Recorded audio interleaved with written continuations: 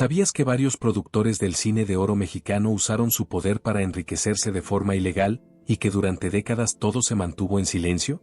Desde desviar dinero de las películas, hasta manipular contratos y explotar a los actores, estos hombres llegaron al extremo con tal de mantener su imperio en la industria. Y no te vayas antes del final, porque el último productor de la lista fue acusado públicamente de un fraude tan grande, que casi hunde a todo el cine nacional. Rodolfo Echeverría, hermano del expresidente Luis Echeverría, se convirtió en uno de los productores más poderosos durante los últimos años de la época de oro y la transición del cine mexicano. Lo que pocos sabían es que utilizaba los fondos públicos destinados al impulso del cine como su propio banco personal. En una ocasión, fue confrontado por el director Felipe Casals, quien lo acusó de haber retenido recursos millonarios para proyectos oficiales, mientras que las producciones independientes eran relegadas al olvido. Casals, indignado, declaró: "Aquí no falta talento, lo que falta es que dejen de robarse el presupuesto". Echeverría solía desviar parte del dinero de Fonapas, un fondo de apoyo al cine, para financiar películas que lo beneficiaban políticamente o que le generaban contactos estratégicos. Los actores recibían salarios mínimos mientras él justificaba gastos inflados en rodajes que, en ocasiones, ni siquiera se concluían. Una anécdota recordada por varios técnicos fue cuando se descubrió que en la producción de una película histórica, los vestuarios se habían alquilado con precios 10 veces mayores al real. Cuando le reclamaron, él contestó con ironía: "El cine también es magia, y la magia cuesta". Bajo su influencia, la corrupción en el cine dejó de ser un rumor y se convirtió en una práctica institucionalizada que dañó a toda una generación de cineastas. William O. Jenkins fue uno de los hombres más influyentes en la industria cinematográfica mexicana. Sin embargo, lo que pocos sabían es que controlaba buena parte del negocio a través de monopolios y sobornos. Era dueño de cadenas de cines y al mismo tiempo financiaba producciones, lo que le permitía decidir qué películas se exhibían y cuáles quedaban en el olvido. En una ocasión, el director Alejandro Galindo lo confrontó al enterarse de que su película Campeón sin Corona había sido relegada a salas pequeñas mientras Jenkins llenaba los cines más importantes con producciones de su propio interés. Galindo, indignado, llegó a decir frente a otros colegas: "En este país no decide el público, decide el dinero de Jenkins". Su poder era tan grande que podía arruinar la carrera de cualquier actor o realizador con solo negar la distribución de una película. Incluso se decía que pedía comisiones secretas a productores independientes para permitirles estrenar en sus salas. Una actriz, cuyo nombre se mantuvo en silencio durante años, declaró: "Trabajar con Jenkins era aceptar que él se quedaba con la mitad de lo que generabas". El sistema que creó permitió que el cine fuera usado no solo como entretenimiento, sino como un instrumento de poder económico y político. Quien no se alineaba a sus intereses simplemente no tenía espacio en la pantalla grande. Miguel Contreras Torres fue un productor ambicioso que llegó a codearse con Hollywood, pero lo que pocos sabían es que gran parte de su imperio estaba sostenido en maniobras financieras turbias. Se le acusaba de solicitar préstamos millonarios para rodajes que nunca terminaban de filmarse, justificando la desaparición del dinero en costos de producción imposibles de comprobar. En una ocasión, Dolores del Río lo enfrentó tras descubrir que parte del presupuesto de su película había sido utilizado en negocios personales. La actriz, indignada, le soltó la frase: "Si respetaras al cine como respetas a tu chequera, serías un genio". Contreras Torres también fue señalado por apropiarse de guiones ajenos. Hubo jóvenes escritores que denunciaron que él compraba sus libretos por sumas mínimas, y luego los presentaba como grandes producciones bajo su nombre, embolsándose la mayoría de las ganancias. Directores como Emilio "el Indio" Fernández lo acusaron de haber frenado proyectos independientes para no tener competencia en las salas. Pero quizá la polémica más grande surgió con la publicación de su libro El Libro Negro del Cine Mexicano, donde él mismo denunció la corrupción enquistada en la industria. Señaló directamente a productores, distribuidores y funcionarios de gobierno que manipulaban subsidios, inflaban presupuestos y utilizaban al cine como un instrumento de poder político y económico. Sin embargo, muchos lo acusaron de hipocresía, pues varias de las prácticas que criticaba eran justamente las que él mismo había ejecutado durante años. Una anécdota muy comentada fue cuando un grupo de técnicos descubrió que el presupuesto destinado a filmar escenas en locaciones reales fue desviado, y en su lugar se rodaron en estudios baratos. Cuando lo encararon, Miguel contestó con ironía: "El público no viaja, el público imagina". De esta forma, Contreras Torres no solo ejemplificó cómo la ambición y la corrupción podían disfrazarse de éxito cinematográfico, sino que además dejó al descubierto, en su propio libro, los secretos más oscuros de la industria que lo había enriquecido. Manuel Espinosa Iglesias, ligado al mundo bancario y financiero, incursionó en el cine con una imagen de mecenas cultural, pero lo que pocos sabían es que sus producciones estaban manchadas por maniobras de corrupción. Se decía que usaba las películas como fachada para lavar dinero de empresarios y políticos, presentando balances inflados que nunca coincidían con los gastos reales en rodaje. En una ocasión, el director Luis Buñuel lo encaró tras descubrir que el presupuesto destinado a él se había reducido drásticamente sin explicación. Buñuel, con su ironía característica, le dijo frente a varios colaboradores, no sabía que los celos de los personajes también alcanzaban al dinero. Espinosa Iglesias también fue acusado de condicionar el acceso a créditos de producción, otorgaba financiamiento solo a quienes aceptaban incluir a sus allegados en el reparto o en puestos clave de la filmación. Muchos actores se quejaron de que los contratos parecían más un favor político que un acuerdo artístico. Una anécdota muy comentada fue la vez que se anunció un gran presupuesto para una superproducción histórica, pero cuando el rodaje inició, el vestuario era reciclado y las locaciones apenas contaban con infraestructura. Cuando los técnicos lo cuestionaron, él respondió con frialdad, el lujo está en el papel, no en la pantalla. Así, bajo la fachada de benefactor del cine, Espinosa Iglesias usaba la industria como una extensión de los negocios financieros que lo habían hecho poderoso.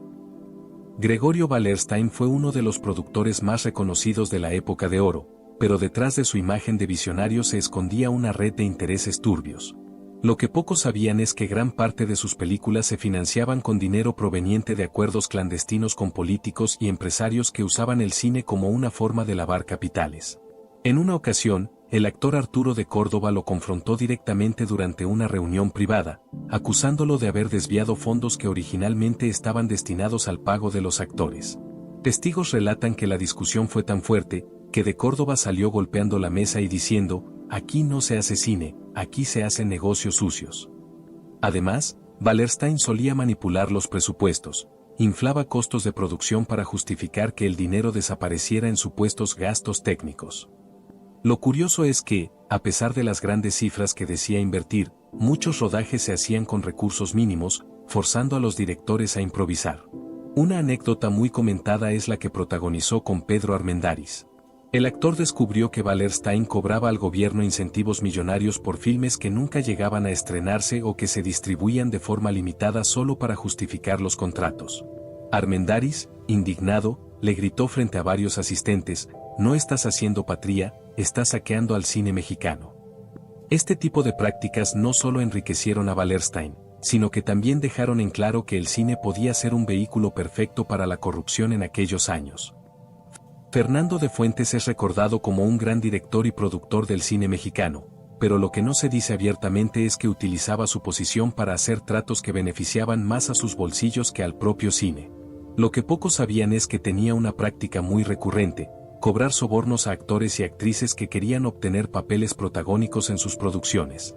En una ocasión, fue visto discutiendo con la actriz Esther Fernández, quien lo acusó de haberle prometido un papel estelar a cambio de un aporte especial que nunca se tradujo en la oportunidad prometida. La actriz, furiosa, llegó a decir frente a varios colegas, aquí no se paga con talento, aquí se paga con dinero. De Fuentes también tenía un acuerdo secreto con distribuidores extranjeros. Según se decía, inflaba los precios de venta de películas para quedarse con comisiones ilegales, mientras en México los actores recibían salarios mucho menores de lo que realmente correspondía. Un testimonio atribuido a Emilio "el Indio" Fernández revela que, en una reunión de productores, reclamó abiertamente a Fernando, el cine no te importa, lo usas como negocio para enriquecerte a costa de todos nosotros. Estas denuncias y enfrentamientos dejaron ver que, aunque la imagen pública de Fuentes era la de un pilar de la cinematografía, en privado su prioridad siempre fue manipular los recursos y las relaciones para mantenerse en la cima, aun cuando eso significara traicionar la confianza de colegas y artistas. Raúl de Anda, conocido como El Charro Negro, fue un productor muy popular, pero también uno de los más señalados por prácticas cuestionables dentro del cine de oro mexicano. Lo que pocos sabían es que utilizaba las producciones como un medio para encubrir apuestas ilegales y desvío de dinero. En una ocasión, Jorge Negrete lo confrontó directamente en el set de una de sus películas, al descubrir que los sueldos de los músicos de la orquesta habían sido reducidos sin explicación, mientras Raúl presumía nuevas propiedades. Testigos cuentan que Negrete, molesto, le dijo: "No juegues con la dignidad de la gente, Raúl, que aquí nadie vino a regalar su trabajo". De Anda también tenía la costumbre de hacer contratos inflados con el sindicato de actores. Reportaba pagos mayores de los que realmente entregaba, quedándose con la diferencia. Incluso hubo directores que se quejaron de que los presupuestos que prometían nunca llegaban completos, obligándolos a recortar escenas y calidad en la producción. Una anécdota que circuló entre los pasillos del cine fue la vez que Pedro Infante, después de enterarse de que Raúl cobraba incentivos del gobierno para rodajes que se filmaban a la mitad de lo presupuestado, le reclamó frente a varios trabajadores: "Así no se construye industria, así solo se llena un bolsillo". Detrás del carisma y la fama, Raúl de Anda tejía un sistema de corrupción que afectaba no solo a los artistas, sino también a toda la maquinaria que sostenía al cine mexicano de aquella época. Jesús Grobas fue uno de los productores más activos en la época dorada, pero lo que pocos sabían es que sus producciones estaban rodeadas de arreglos turbios. Tenía fama de conseguir permisos y apoyos del gobierno a cambio de favores económicos que jamás se reflejaban en pantalla. En una ocasión, Cantinflas lo encaró en una junta privada tras descubrir que los fondos destinados para el rodaje habían desaparecido misteriosamente, mientras Grobas justificaba los gastos en supuestos trámites burocráticos. Se dice que Cantinflas, enojado, le soltó la frase: "El dinero no se ríe, Jesús, pero aquí sí se lo están robando". Grobas también era señalado por manipular los contratos de distribución. Inflaba las cifras de taquilla y presentaba números maquillados para hacer creer a los inversionistas que las películas habían sido un éxito, mientras en realidad los actores recibían regalías mínimas. Hubo incluso rumores de que falsificaba reportes contables para evitar pagar a varios de sus socios. Un recuerdo amargo lo relató Sara García, quien comentó en confianza a colegas que Grobas llegó a retener su pago por meses, argumentando que la película no había recuperado lo invertido, mientras se sabía que él acababa de adquirir un automóvil de lujo. Bajo su gestión, el cine fue visto menos como un arte y más como una maquinaria de estafa donde solo él parecía ganar realmente. Miguel Zacarías es recordado como un prolífico productor y director, pero tras bambalinas se le acusaba de prácticas que rayaban en la corrupción. Lo que pocos sabían es que Zacarías acostumbraba financiar sus proyectos con dinero prestado por políticos influyentes, a quienes luego les pagaba regalando papeles secundarios a sus amantes o familiares dentro de las películas. En una ocasión, Pedro Armendáriz lo enfrentó directamente al descubrir que parte del presupuesto de su película había sido recortado para favorecer un acuerdo con un senador. Testigos cuentan que Armendáriz, furioso, le gritó: "Estás vendiendo el cine a los políticos, no a la gente". Zacarías también manipulaba las audiciones. Había actrices que se presentaban con ilusión a un casting y terminaban en cenas privadas, donde se negociaba mucho más que un simple papel. Incluso Dolores del Río, en una entrevista años después, deslizó indirectamente que Zacarías prefería hacer negocio en la mesa que en el set. Una de las anécdotas más repetidas es la de un rodaje en el que los técnicos descubrieron que los rollos de película eran de menor calidad que lo acordado, porque Zacarías había sustituido el material original para quedarse con la diferencia de dinero. Cuando uno de ellos lo cuestionó, él respondió cínicamente: "El público no sabe de película virgen, solo de historias bonitas". Su reputación como hombre astuto quedó marcada por la sospecha constante de que detrás de cada éxito había una jugada oculta. Alfredo Ripstein fue considerado uno de los productores más influyentes y constantes del cine mexicano.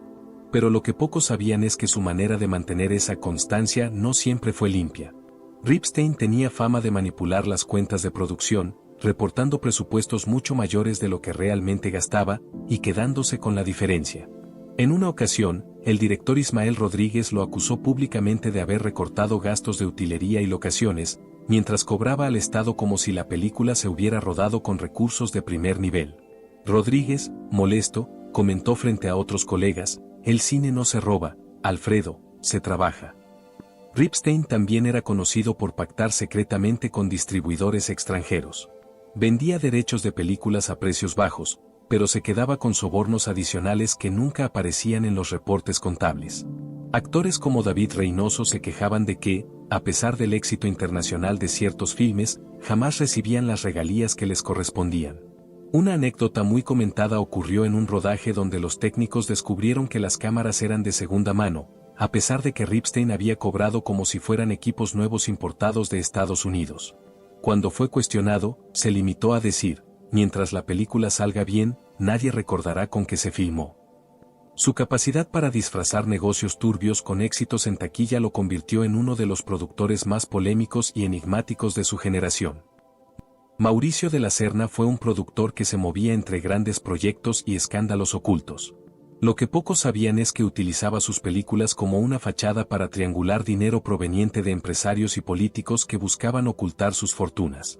En una ocasión, el actor Ignacio López Tarso lo enfrentó al descubrir que los pagos a varios compañeros del elenco se habían retrasado por meses, mientras de la Serna justificaba la falta de recursos diciendo que la cinta no estaba dando lo esperado en taquilla. López Tarso, indignado, le contestó: ¿y entonces de dónde salió el Cadillac nuevo que manejas? Se decía que de la Serna también tenía acuerdos con sindicatos del cine, a los que pagaba sobornos para tener control sobre los rodajes. Gracias a eso podía imponer condiciones absurdas a actores y técnicos, sabiendo que nadie se atrevería a desafiarlo sin arriesgar su trabajo. Una anécdota repetida en los pasillos fue la de un rodaje en el que desapareció casi la mitad del presupuesto asignado para escenografía. Cuando los diseñadores le reclamaron, él respondió con sarcasmo: la pobreza también es un estilo visual. Estas prácticas lo convirtieron en un personaje temido, alguien que usaba el cine no como arte, sino como un negocio oscuro donde el dinero circulaba más en los bolsillos que en la pantalla. Felipe Suberbielle fue uno de los productores más cercanos a varios directores de renombre, pero su nombre siempre estuvo envuelto en rumores de corrupción. Lo que pocos sabían es que sus películas eran financiadas a través de préstamos que después nunca se liquidaban, porque Suberbielle presentaba balances alterados donde el dinero simplemente desaparecía. En una ocasión, el director Julio Bracho lo enfrentó directamente, acusándolo de haber inflado los costos de distribución de una de sus películas. Testigos recuerdan que Bracho, molesto, le gritó: «Tú no produces cine, produces deudas». Suberbielle también fue señalado por usar su posición para hacer tratos secretos con sindicatos de proyección. Se decía que pagaba sobornos para que sus películas tuvieran prioridad en cartelera, aunque eso significara desplazar a otros colegas. Los actores se quejaban de que sus contratos eran engañosos, lo firmado no coincidía con lo que recibían al final del rodaje. Una anécdota repetida entre los técnicos fue cuando descubrieron que el presupuesto destinado a cámaras y equipo de iluminación había sido reducido drásticamente porque Suberbielle había cobrado a nombre de la producción un adelanto del doble. Cuando uno de ellos lo cuestionó, él respondió con cinismo: la luz del cine la pone el talento, no las lámparas. Este tipo de prácticas lo convirtieron en un personaje polémico, cuya influencia estaba sostenida más en maniobras financieras oscuras que en verdaderas aportaciones artísticas. Alfonso Rosas Priego, conocido como el rey del cine de cabareteras, fue un productor prolífico, pero también señalado por prácticas corruptas que marcaron su trayectoria. Lo que pocos sabían es que financiaba muchas de sus películas con dinero proveniente de prestamistas y empresarios del juego, y luego inflaba las cuentas para justificar que el dinero nunca regresara. En una ocasión, Germán Valdés Tintán lo confrontó después de enterarse de que sus pagos habían sido reducidos con la excusa de bajos ingresos en taquilla. Tintán, molesto, replicó frente a varios: el público llena las salas, pero tu bolsillo nunca se vacía. Rosas Priego también tenía fama de manipular la censura. Se decía que sobornaba a funcionarios de la Secretaría de Gobernación para permitir escenas más atrevidas, lo que le aseguraba éxito en taquilla, pero al mismo tiempo lo hacía intocable frente a la ley. Directores que trabajaron con él aseguraban que parte del presupuesto se destinaba no a la película, sino a regalos para mantener contentos a los inspectores. Una anécdota que circulaba entre los técnicos fue la vez que en pleno rodaje descubrieron que la película estaba a punto de suspenderse porque no había dinero para terminarla. Sin embargo, esa misma semana Rosas Priego apareció con un nuevo coche de lujo. Cuando alguien lo cuestionó, él contestó con una sonrisa: los coches no se censuran, las películas sí. Así, detrás de su éxito comercial, lo que había era una maquinaria de corrupción que convirtió al cine de cabareteras en un negocio tan lucrativo como cuestionado. Santiago Reachi Fallad, mejor conocido por haber sido uno de los impulsores de Cantinflas, tenía una cara pública de empresario visionario, pero lo que pocos sabían es que detrás de su fama se escondían jugadas financieras nada limpias. Reachi controlaba con mano dura los contratos y utilizaba cláusulas abusivas para quedarse con la mayor parte de las ganancias, dejando a los actores con apenas una fracción de lo prometido. En una ocasión, Mario Moreno Cantinflas lo confrontó directamente. Se dice que tras descubrir irregularidades en las cuentas de la película, ahí está el detalle, Moreno reclamó furioso: el público cree que yo me quedo con el éxito, pero el que se llena los bolsillos eres tú. Ese pleito fue tan grande que terminó fracturando su relación laboral durante años. Reachi también era señalado por manipular la distribución internacional, negociaba los derechos de las películas a precios inflados y, en lugar de reinvertir el dinero en nuevas producciones, lo desviaba hacia sus negocios personales en bienes raíces. Productores como Miguel Contreras Torres lo acusaron de usar al cine como excusa para levantar un imperio económico paralelo. Una anécdota muy repetida en el medio fue la ocasión en que un grupo de técnicos descubrió que las cuentas de utilería y vestuario incluían gastos que jamás se habían hecho. Cuando alguien lo encaró, Reachi respondió fríamente: en el cine todo es ilusión, hasta los números. Así, mientras en pantalla se construían íconos, fuera de ella Reachi utilizaba cada proyecto como un tablero de ajedrez para sus propios negocios. Alfredo B. Crevena, aunque más conocido como director, también trabajó como productor en varias cintas. Lo que pocos sabían es que en ese rol se convirtió en uno de los más cuestionados por sus manejos económicos. Crevena tenía la costumbre de reportar presupuestos inflados a las casas productoras, mientras en la práctica reducía al mínimo los gastos en rodaje para quedarse con la diferencia. En una ocasión, la actriz Silvia Pinal lo enfrentó abiertamente después de descubrir que su pago había sido reducido con la excusa de que la película no había logrado apoyo suficiente. Pinal, indignada, respondió frente a todos: aquí el único que se apoya eres tú mismo, Alfredo. Además, Crevena solía hacer arreglos turbios con distribuidores extranjeros. Les vendía películas mexicanas a precios muy bajos, pero recibía bonos extra que jamás declaraba. Esto provocó que varios actores, entre ellos Andrés Soler, se quejaran de que nunca vieron regalías por el éxito internacional de sus cintas. Una anécdota que circulaba entre camarógrafos fue cuando notaron que la película estaba siendo rodada con película reciclada, rollos usados en producciones anteriores, a pesar de que Crevena había cobrado como si fueran materiales nuevos. Cuando alguien lo cuestionó, él se limitó a decir: lo importante es la historia, no el celuloide. Su habilidad para moverse entre la creatividad y la trampa financiera lo convirtió en un productor incómodo, temido y señalado en la industria. Jesús Sotomayor Martínez fue un productor que se movía entre la fama y la sombra de la corrupción. Lo que pocos sabían es que utilizaba las películas como fachada para negocios turbios relacionados con apuestas y dinero proveniente de prestamistas clandestinos. Sus producciones solían comenzar con grandes anuncios y presupuestos llamativos, pero en medio del rodaje los recursos se esfumaban. En una ocasión, Jorge Mistral lo encaró directamente durante la filmación de un proyecto que se estaba quedando sin dinero. Mistral, molesto, le dijo frente al equipo: aquí no falta presupuesto, lo que falta es vergüenza. El comentario corrió como pólvora en los pasillos del cine mexicano. Sotomayor también fue señalado por exigir a las actrices un aporte personal para garantizarles papeles protagónicos. Hubo más de un testimonio en privado de mujeres que confesaron que su talento quedó relegado si no aceptaban las condiciones que él imponía en silencio. Una anécdota que aún se recuerda es la de un rodaje en el que Sotomayor justificó que no había dinero para terminar la película, pero días después apareció en una fiesta privada en Acapulco, rodeado de políticos y empresarios, presumiendo haber financiado el evento con las obras del cine. Detrás de su imagen de productor visionario se escondía un hombre que veía al séptimo arte no como cultura, sino como un terreno fértil para hacer negocios en la penumbra. Fernando Cortés, además de actor y director, también se movió como productor en varios proyectos, y allí fue donde surgieron los rumores más pesados. Lo que pocos sabían es que utilizaba sus producciones como una red de favores, conseguía dinero de empresarios ligados al juego y luego lo justificaba en presupuestos inflados que nunca coincidían con la realidad de los rodajes. En una ocasión, Sara Montiel lo confrontó en pleno set al descubrir que los viáticos del elenco habían sido recortados sin explicación. Molesta, le dijo delante de todos: con hambre no se actúa, Fernando. Ese episodio se volvió un secreto a voces en los camerinos. Cortés también tenía la costumbre de prometer papeles a jóvenes actrices, siempre y cuando aceptaran condiciones especiales. Varios colegas comentaban en privado que más de un casting se resolvía en cenas privadas y no en pruebas de actuación.